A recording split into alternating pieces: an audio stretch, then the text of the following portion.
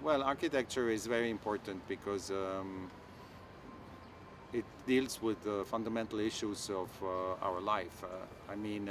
It deals with the problem of how do we live, what is the quality of our spaces, and we know that a lot of architecture still around is very problematic. So there are many places which were planned too quickly. Others have not been planned at all. So we have worldwide to raise the quality of architecture, because if we have more quality in architecture, then we have more life quality, and then people simply feel better. So I think this is simply something anthropological. Huh?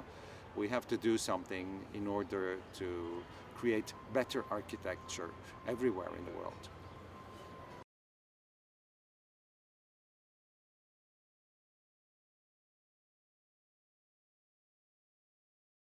Well, Switzerland is a very lucky country because it has an important architectural scene. It is both very present nationally and internationally. Many are star architects, they're worldwide, they're known everywhere, and like Herzog de Meuron and many others. So there's a strong tradition, and the figure of the architect is rather important in the national context. So he really takes place in a debate concerning everything. So in Switzerland we have a rather good situation, and naturally even in our country architecture is faced with new challenges. For example, that we will probably during the next 10 or 20 years build a little less and have a little more landscaping and other kind of projects. So this is a new challenge and an interesting challenge that we have to cope with other things which became more important throughout these last years.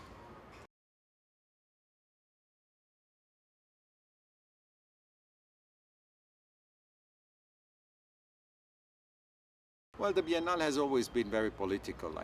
All the last Biennales have had some general political idea. So I think if you invite someone like Aravena, then naturally you have one way to define the role of architecture, looking to social criteria, for who do you build. But this is a long-standing tradition, and I think the Biennale always did a very good job in not only speaking about aesthetics, but at the same time speaking about functions, about the role of the architect, about the role of architecture. The Biennale is really the big showcase where we ask the right questions about the role of architecture today.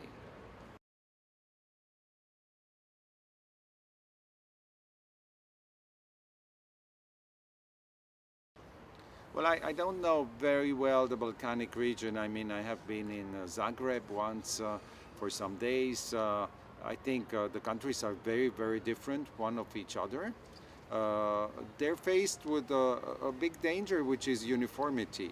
That new architecture, very often as it is done very quickly, and as the Balkanic countries want to recover quickly, well, you have a lot of high-rise buildings, shopping malls, and other constructions which not necessarily involve the best architects. So I think one of the main dangers is that you have a lot of similarity, you have a lot of low-class architecture, very banal, and good architecture, which certainly exists, and I'm sure there are many talents here, is even more stronger, is even more difficult to sell and to create in Balkanic countries than in other countries.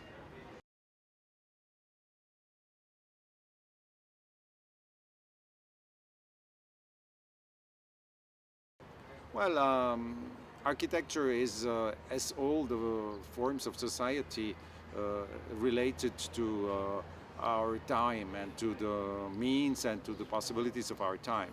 So networking, exchange is something very strong, and today we all have libraries and incredible data at our disposal, so we're very free to do a lot of things, and we can almost instantly compare every possible project with every other possible project. But still, this is only the material part of architecture. I still very much believe in invention, in taking your time, in the architect being sometimes a solitary person to let's not rely too much on networks and on networking, but say the architect has an artistic part and component too, and he has to create something, and in order to create you have to concentrate and you have to be yourself. So networking is very well and exchanges are very well, but at the same time let's come back to basics too, to have your own language, to be capable to work out your own language.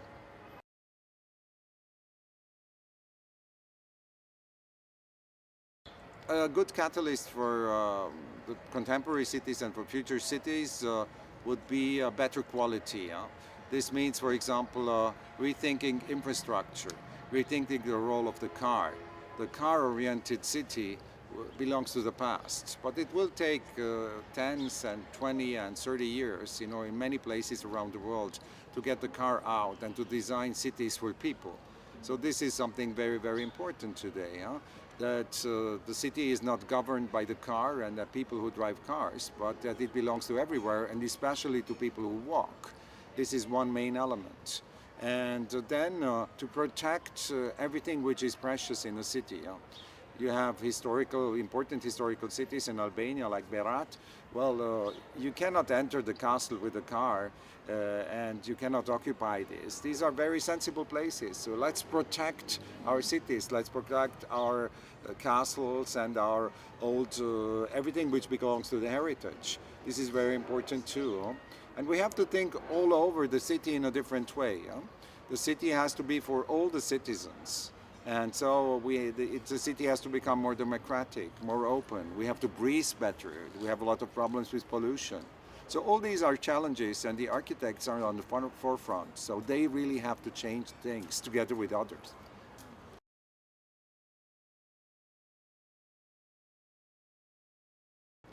Well, the main challenge of architecture is, for example, fighting against the uniformization of the world.